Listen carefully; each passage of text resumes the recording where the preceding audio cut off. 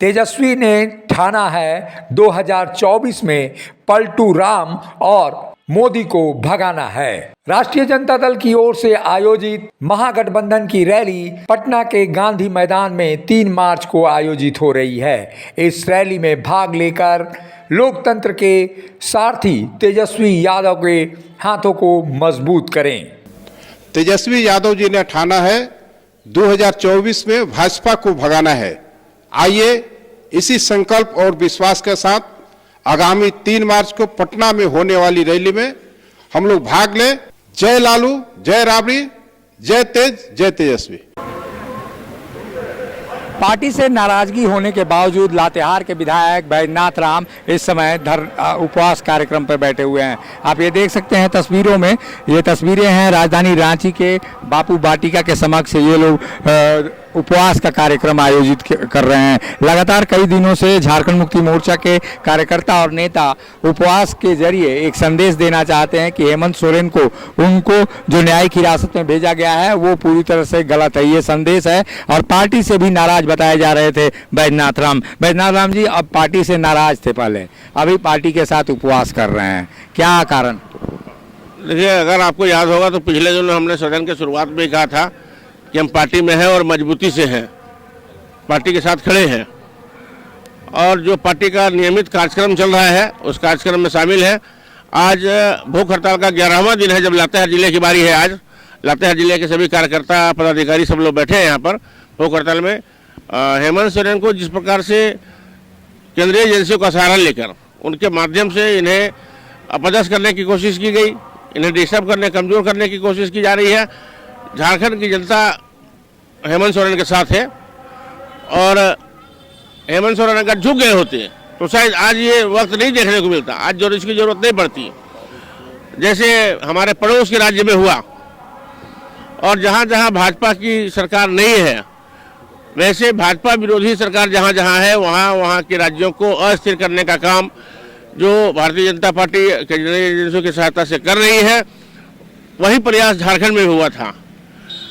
और हेमंत सोरेन जी ने इतनी हिम्मत दिखाई, इतना जज्बा दिखाया कि वो किसी बाहरी दबाव में झुकेंगे नहीं, मजबूती के साथ खड़े हैं, झारखंड के हित में खड़े हैं और उनका जो स्टैंड है बिल्कुल कायम रहेगा। और आज झारखंड के जो आम नागरिक हैं, झारखंड मुक्ति मोर्चा के जो कार्यकर्ता हैं, वो हेमंत सोरेन के साथ खड़े हैं मजबूती से।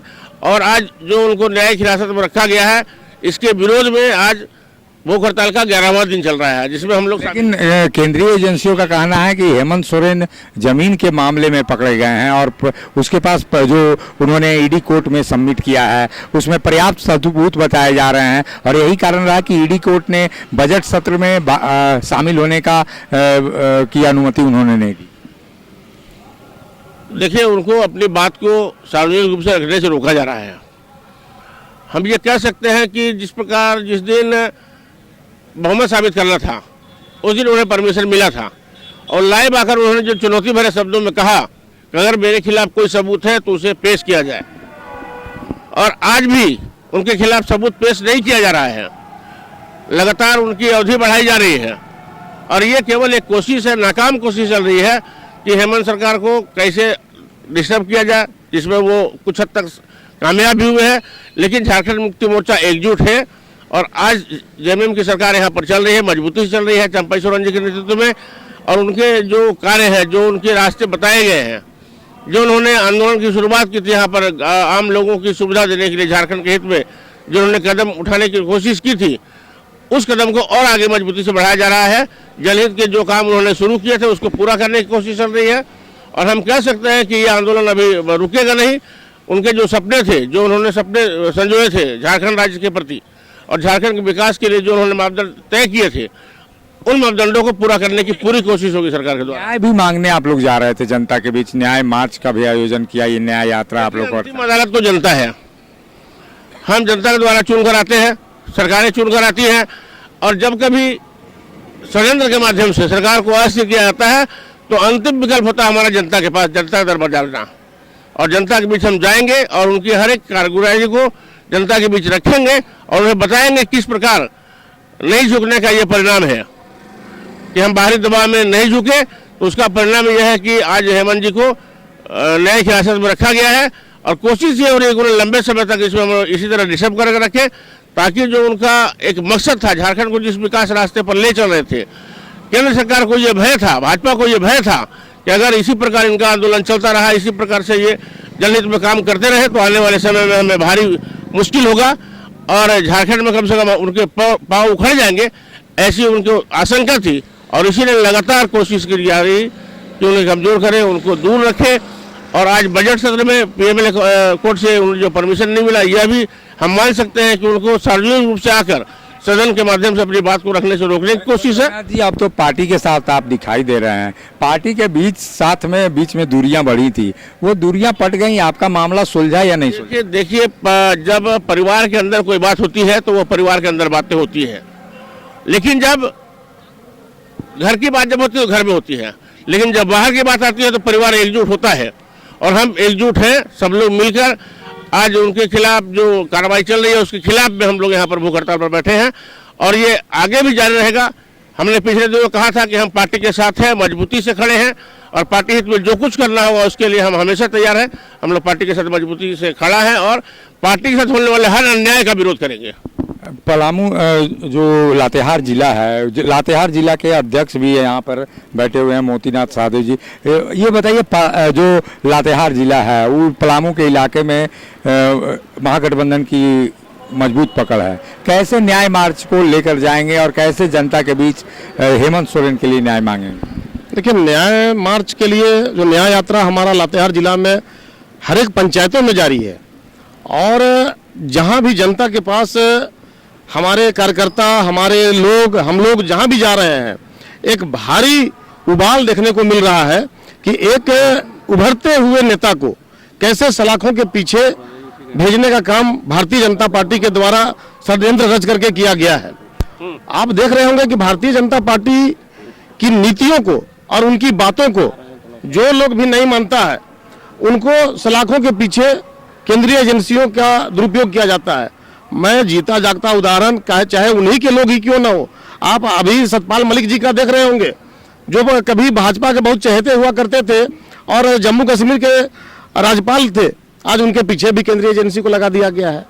तो जो उनकी नीति का विरोध करे, तो झारखंड की जनता, यहाँ की आदिवासी मूलवासी जनता इन सभी चीज़ों को देख रही है और आने वाले दिनों में काफ़ी गंभीर परिणाम बीजेपी को इसका भुगतना पड़ेगा। हेमंत सोरेन को न्याय दिलाने के लिए जनता के बीच लगातार कोऑर्डिनेशन का काम कर रहे हैं रांची के जिला अध्यक्ष मुश्ताक जी।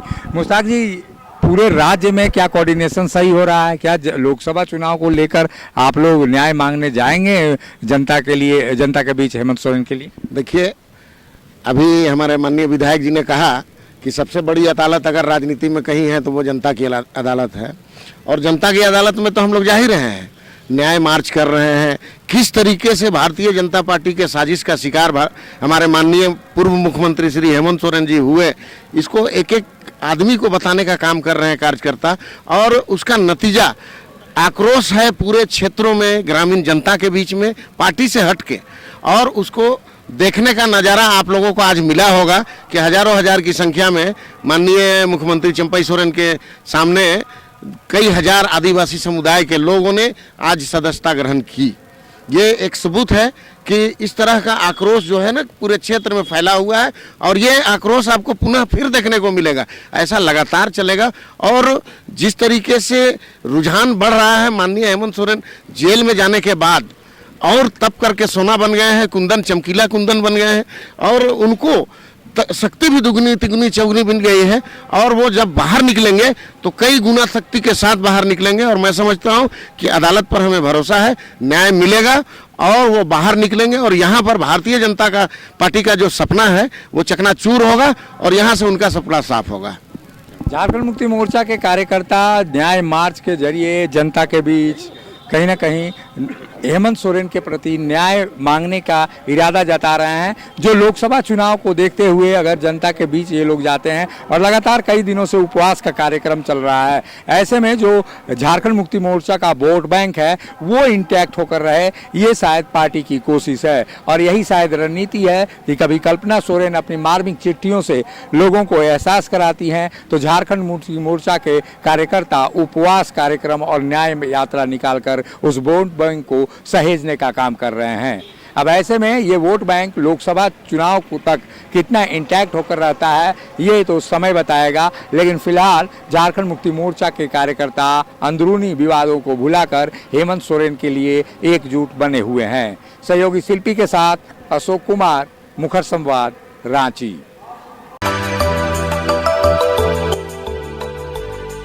मिनी लंदन मैक्लुस्कीगंज प्रकृति की गोद में बसा ड्रीम डेस्टिनेशन आपका कर रहा है इंतजार।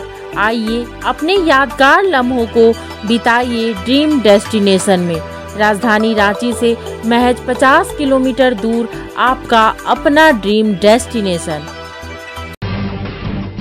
जब टूटती है आस, जब थकती है सांस, जब रूठते हैं अपने मुंह मोड़ता है जमाना, जब अंगड़ाई लेता है संकल्प, फिर बनती है कहानी, बनते हैं अनमिट निशान।